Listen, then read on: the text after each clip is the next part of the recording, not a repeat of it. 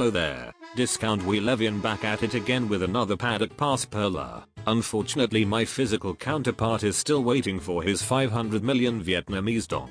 And believe me, he loves dong. Anyway, on to the news of the day. Carlos Sainz is smooth as they come, but it was still a good showing from Charles Leclerc, who extends his advantage at the top of the standings. Controversy was rife during the Spanish Grand Prix though. Schumacher and Spaniel Ricciardo both shunting Ribena Racing's Alprick out of the way. So much for fair racing. Like we were promised. Ribena Racing showed a lack of race pace, and just like wheel after a comma, they blew up halfway into the event. The cherry on top of this poo cake for the team. This is live footage from the factory at Brixworth, after another engine failure. So, they're all dead, but a small price to pay for salvation, am I right? Moving on, with Monaco just around the corner, will we see a resurgence from Ribena Racing? Will Charles extend his advantage at the top? Or will there be other surprises? That's for you to find out. I now hand you over to the Omniverse's sexiest specimen. Enjoy.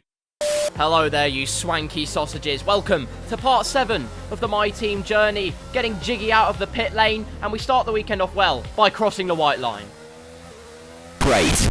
No time to dwell in that house forever though, it's time for our first qualifying lap of the weekend, roaring to turn 1, braking as late as possible, cutting that apex nice and fine so we don't get the attention of the senile stewards towards the casino square. Have we played our cards right? Have we been dealt the good hand? But into the right-hander. Well, it's Oscar actually that's following us. I was going to say someone is. It's Oscar. By the way, that saga is ridiculous. I actually can't believe that's happening. By the way, I know the audio's gone, but you can't have audio corruptions if there's no audio. So, towards the line with my big brain, we almost hit Stroll.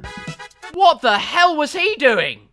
Stroll being stupid aside, other teams set their times. We're not that far off the Mercedes car of George Russell currently, although I'm pretty certain he made a mistake. But it's not looking too bad. But we don't want to rest on our laurels equally. That's a lot of buts. I do like buts. But anyway, on to our second qualifying lap of the weekend. Rejuvenated and filled with confidence and pure testosterone. Through turn 1, we actually gain time at the exit. That's fantastic news. Can we be dealt the same hand of luck and the hand of God? No, we can't. We lose a 10th through the left-hander. We have to get out of the turn-in on that corner. Oh. P8! Yes! You thought it would be that easy, though. No. We have to go out again. Track position is so vital, and we go wide into turn 1, which is not great news at all. So that's a bad thing. Oscar's right behind us. We really do need to pull our socks and all other items of clothing up.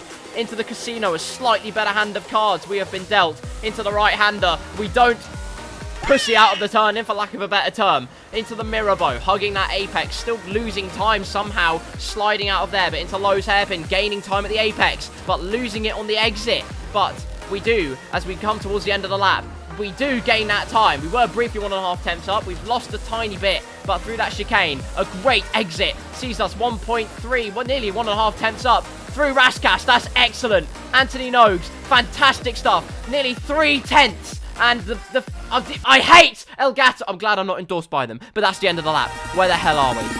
Oh my god! No way. Oh my god, no, this isn't real. This is... Oh my goodness. If you didn't think this career mode paralleled real life, well, you can think again, because not too close, not too far away, in fact, from the same weekend George Russell got his first pole position. He gets his first pole position in this career mode at Monaco, nearly a 10th ahead of Verstappen. But in even more shocking news, Lando Norris is P3. What drugs did he put in his breakfast this morning? Glossing over that, let's look at our side of the spectrum. P10, fantastic stuff, just ahead of the Alpine of Esteban Ocon, given recent events. Like I was saying, I cannot believe what the hell's going on with that. Just absolutely ridiculous. But anyway, on the other side of Alpine, Alonso had a Come on, Oscar! Best qualifying for him this season. To all the doubters, shut up! He was only 2 tenths off us, actually, which is brilliant from him. Fantastic stuff from our teammate. Elsewhere, like I was saying, Alonso had a terrible qualifying, 15th. It's such fine margins up there, but he lost 2 tenths pretty much to his teammate, which is really not a great look for him or the Alpine team at all. So, well, we look like we could be on the front foot this weekend. McLaren, though, did get a whole host of upgrades. Thanks, Codemasters, for ruining my fucking fun. But anyway, there are places to be made up at the start, so let's go and do that. It's time for the race. A proper road race, and in the true meaning of the word. That's how Mr. Monaco, the late great Graham Hill, once described this iconic event. The cars we drive have come a long way in the intervening half-century, but we still race on those same public roads beside the Mediterranean. There is no victory more coveted than that of the Monaco Grand Prix. It's time to take a look at our starting grid for today's race. George Russell will begin today's event in pole position, edging out Max Verstappen, who will start from P2. Moving on to the rest of the grid, we have Norris, Leclerc, Sergio Perez and Sainz, Bottas, Hamilton, Ricciardo and Bombshell, Tsunoda, Joe, Mick Schumacher and Fernando Alonso, Oscar Piastri, Gasly, Kevin Magnussen and Alex Albon, Stroll, Vettel, Ocon, they've taken a grid penalty, and Nicholas Latifi. And now it's time to head down to the track. With me today, of course, is Anthony Davidson. Let's start with Alfa Romeo. What do you make of their performance so far this season? Well, the atmosphere within that team seems very positive at the moment. Everyone seems like they're in great spirits and having a lot of fun doing what they do, and that's definitely contributed to the performances we've seen. Cheers, Al and Ant. It's time to look at the race strategy for the Monaco Grand Prix. Everyone, and I mean everyone, is on exactly the same strategy. So, Ferrari surely can't fumble the bag on this one. I mean, they're starting 4th and 6th, so they already did it to themselves. But, on our side, we're pitting onto Haas about lap 19 or 20. I can't remember, to be perfectly honest with you. But we're going to have a great time while we're going to send our opponents into the weeds, basically, is our intention. As we pull up to the starting grid, can we get a purple slot? Oh, yes, we do. Inject it into my actual veins. Brilliant stuff. We line up on the grid, waiting for everyone else to form up. Our teammate was promoted to 15th. You would have seen as Ocon had a 10-place grid drop. So Alpine are really going to struggle to get points. A perfect opportunity for us to capitalise as the 5 red lights come on for the Grand Prix. It's lights out and away we go. And it's an okay start, but Tsunoda beside us on the right gets a better start. And he's down the inside, but we turn defence into attack immediately and get round the outside of the McLaren of Ricciardo, deploying the battery. Duracell Bunny is not happy right now with our consumption, but we keep the inside as we head into the Casino Square. Ricciardo's still there. We have the outside and we play our cards right. The Russian roulette has worked in our favour and we're into P9 already. Double the points we had. Round the outside of Bottas? No, not quite, but they're going to be slow into the hairpin. The Concertina, as they all brake and try and get through safely. We take advantage, and that's P8. 4 times the points we had at the beginning. Brilliant maths, I know. Through Portier and into the tunnel. Goes dark briefly, but once you come out of the other side, it's like you've been blessed by the light of Allah. Towards the Nouvelle chicane, braking nice and late, and we're going to try and make the most of this opportunity and catch up to the Mercedes of Hamilton. And since we've been blessed by the light of God, we can do nothing. We can't do anything. On to lap number 3 of this 39-lap grueling race, and Hamilton is already well and truly out of sight. We're closer to Zimbabwe than the back of the Mercedes, and we're not going to get DRS anytime soon. But I tell you who will have DRS and who are very hungry sharks behind us. I was going to say hangry. They probably are hangry because we've pulled their pants down at the first lap and the first opportunity we had. Bottas and Ricciardo.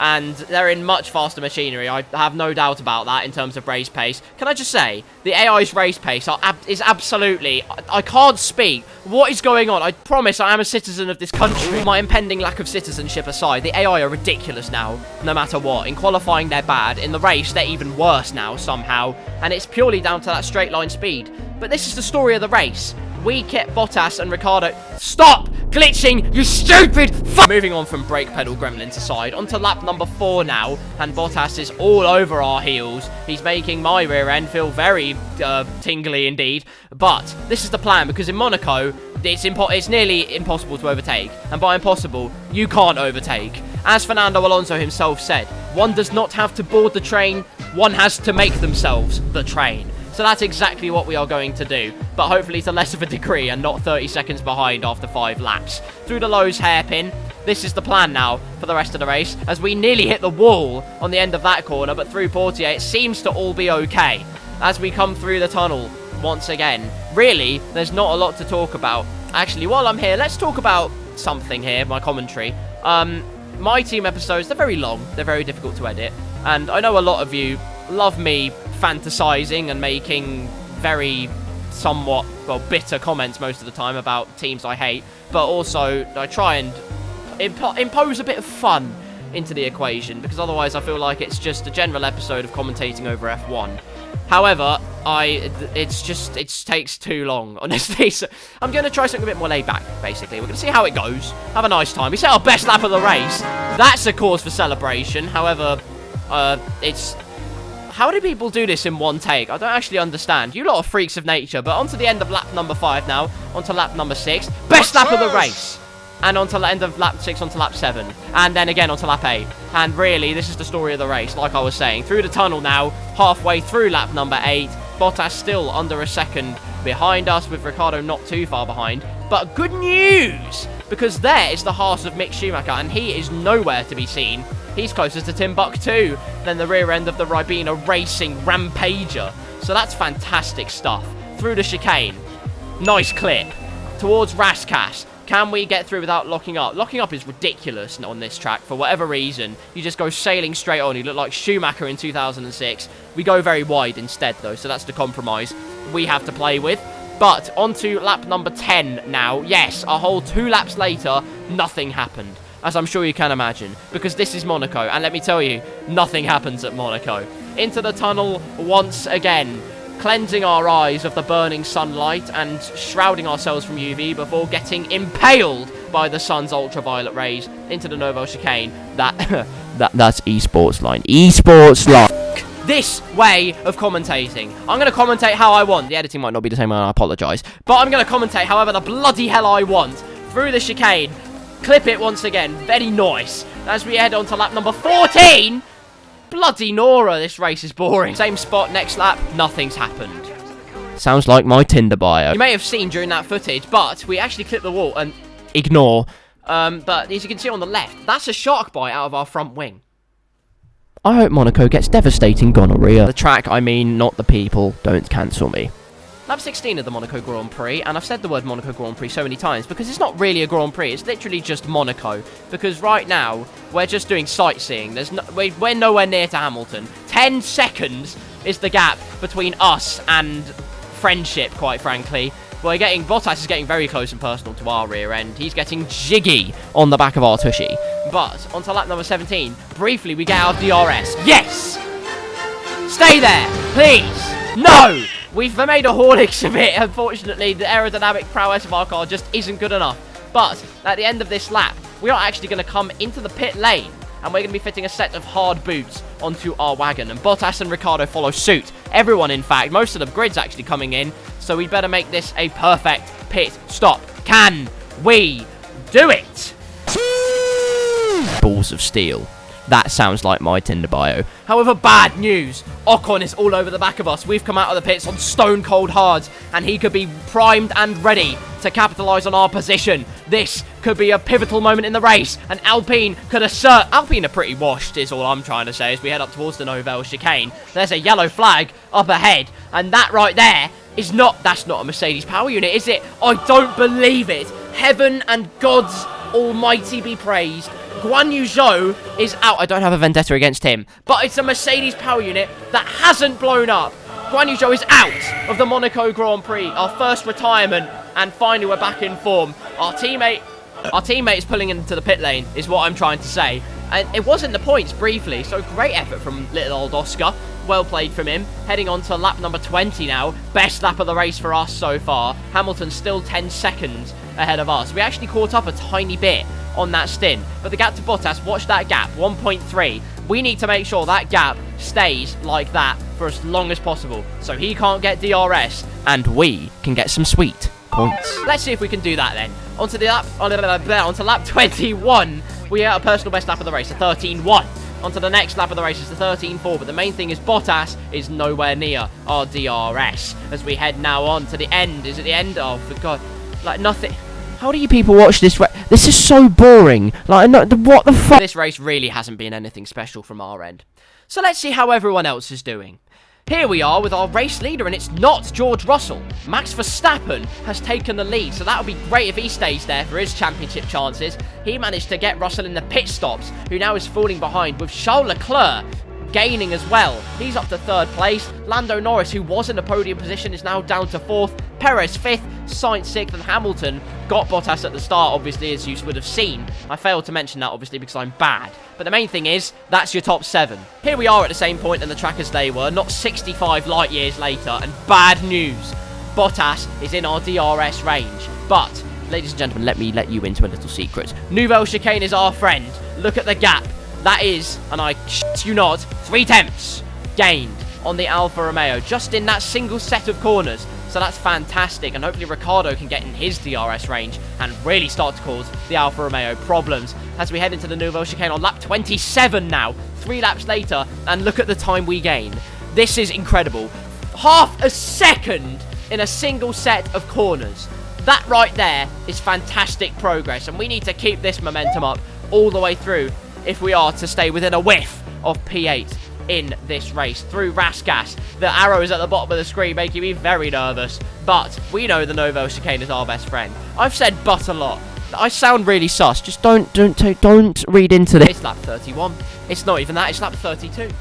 Holy shit, this is boring. Well, Wheel Evian did call it a wheelie big snooze fest on most occasions, and he's not wrong, unfortunately. Bottas is nearly in our DRS now, though, and if we don't get that capitalising exit at the end of the Nouvelle chicane, we are in serious trouble, because we're back to square one.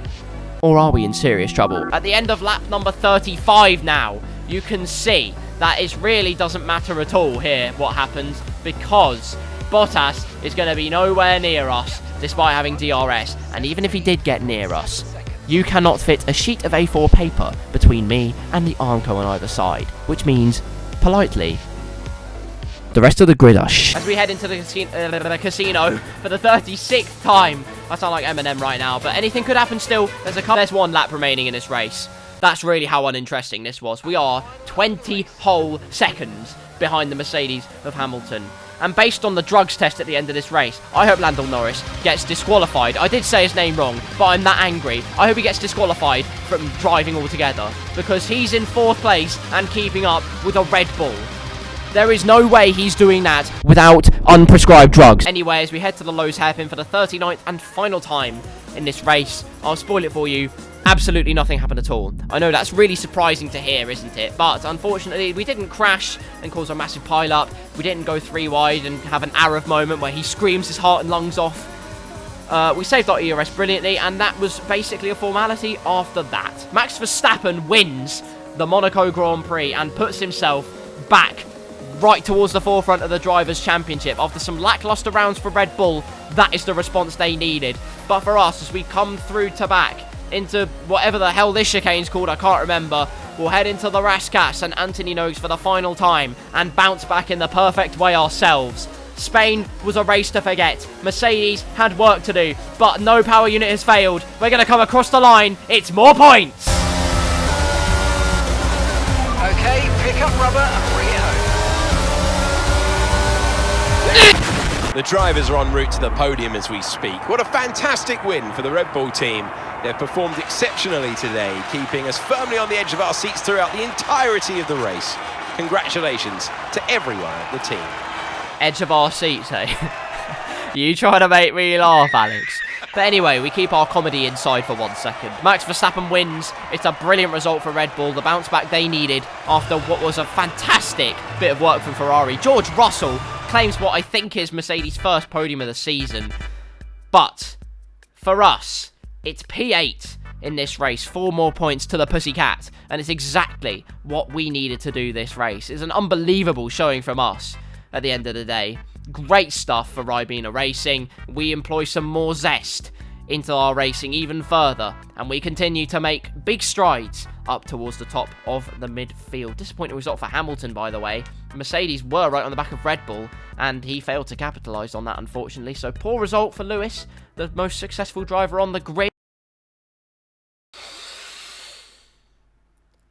No, I'm not angry, actually. It's a great race from Oscar, considering. Like I said, his race pace wasn't great, and our car just seems to, for whatever reason, be running 65 million kilos of ballast compared to everyone else. I'm pretty sure there's an unfair advantage between the AI's cars and my team car currently.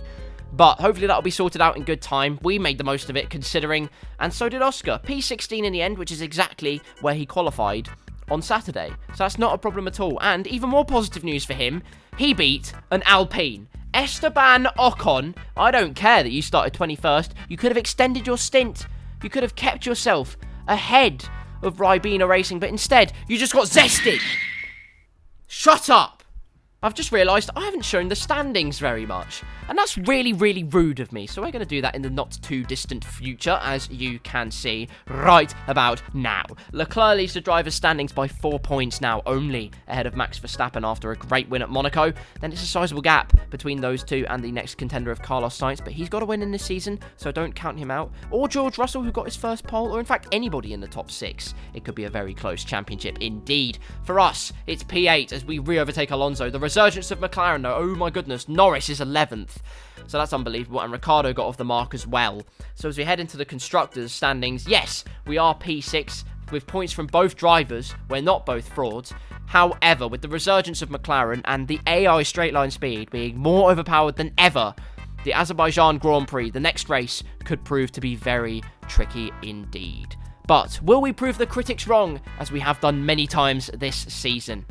That's for you to find out. So make sure you stay tuned for that one, because believe me, you won't want to miss it. Until that time arrives, though, I will bid you a good night, good morning, good evening, good afternoon, and all other time frames besides, depending on when you're watching. The point is, thank you very much for watching this part of the My Team journey. If you did enjoy, slap a like on the video and subscribe if you haven't already. Still, a significant portion of you haven't subscribed. What are you doing? Do it right now, or you will be shotten. Slap the bell nice and hard, just how I like it. My Team playlist is in the top right of the screen once again. If you haven't checked out some of the episodes, please go and check them out. If you've already checked all of them out, watch them again. Recommend them to people. Your friends, your family, God, your gran might want to watch this series. Who knows? Nonetheless, though, thank you for watching. And until next time, I'll see you soon. Goodbye!